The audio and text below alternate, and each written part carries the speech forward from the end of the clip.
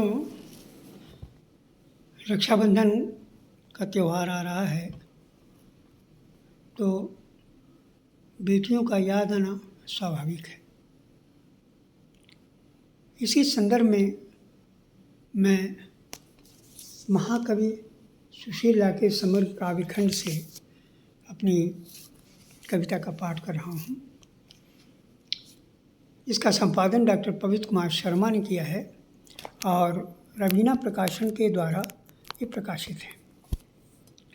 देखिए, कविता है नई सुगंध। मेरी बेटी नन्ही सी, अब तो बहुत बड़ी हो गई है, और उसके छोटा सा बेटा भी है, लेकिन उस समय की बात है जब वो छोटी सी थी। मेरी बेटी नन्ही सी, छोटी सी हो गई है खड़ी बड़ी। मेरी बेटी नन्ही सी, छोटी सी हो गई है खड़ी बड़ी। समुद्र की लहरों को अपनी उंगलियों में समेटकर मुझ में भर देना चाहती है। समुद्र की लहरों को अपनी उंगलियों में समेटकर मुझ में भर देना चाहती है। उसकी गति, उसकी सुगंध, उसकी महत्ता जलावर्त के उछाल में आवाज़ दे रही है मुझे। बजरी में खड़ा दूर से उसकी महक महसूस कर उसे गुड़हल की तरह लाल सुर्ख लाल में तब्दील होते देख रहा हूँ। देखिए, समुद्र के किनारे की बात है।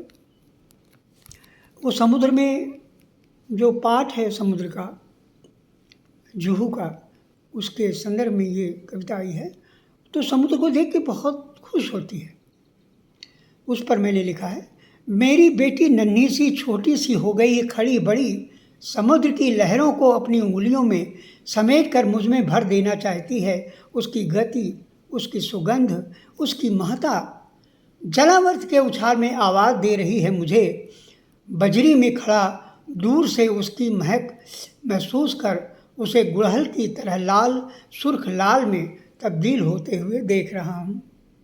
आगे देखिए, समुद्र के मग्न तट पर पदचापों के क्रम की और उत्तरोत्तर बढ़ते हुए मैंने उसे नीलिमा के रंग में रंगते हुए बड़ों सा व्यवहार करते हुए पाया कि उसके उड़ने होने का वक्त आ गया है। या कि ठीक है, कहा संत नामदेव जी ने, हम तो भूले ठाकुर जाने, तुम क्यों भाई झूठे दीवाने।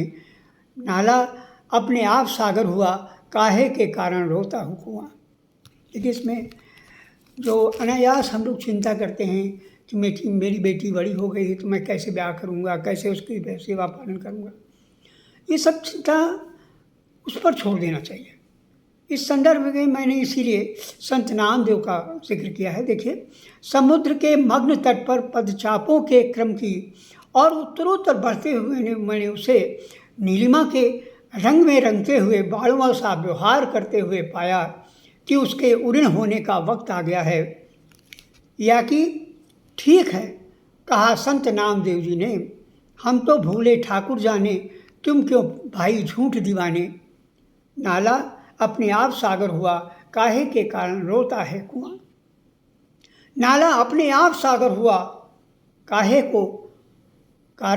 के कारण रोता है कुआं।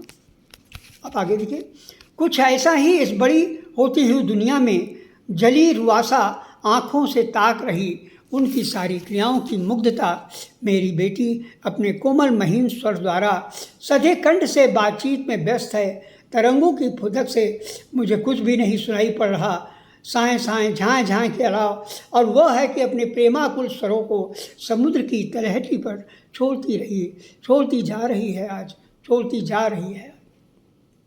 देखिए, उसने समुद्र से बातचीत की, उस संदर्भ में मैंने इस संदर्भ को लिया है। सधे कंठ से बातचीत में व्यस्त है, तरंगों की फुदक से मुझे कुछ भी नहीं सुनाई पड़ रहा, साएं साएं झाएं झाएं के अलावा, और वह है कि अपने प्रेमाकुल स्वरों को समुद्र की तलहटी पर छोड़ती जा रही है आज। लहरों की उंगलियां और तरंगों का स्पर्श, लहरों की उंगलियां और तरंगों का स्पर्श, लकीर की फकीर होती बूंदों का छिटकाव, लकीर की फकीर होती बूंदों का छिटकाव, गीला करता हुआ अंतस्थल जैसे नींद से उठकर अपनी पूर्ण चमक चमकीली रोशनी में प्रवेश कर गई। अच्छा चित्रण है। उसकी और लहरों के साथ जो सम्मिलन होता है।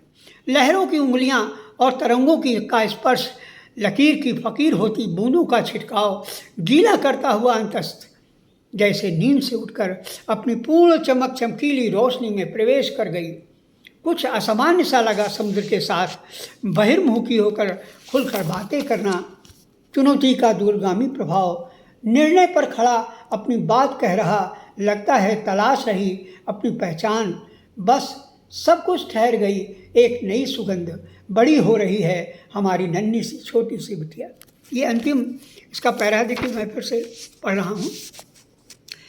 मुझे लगा कि वो निरंतर बढ़ती जा रही है और उसके बढ़ने की चिंता उस परम पिता को है। मैं अनायास चिंतित हूँ।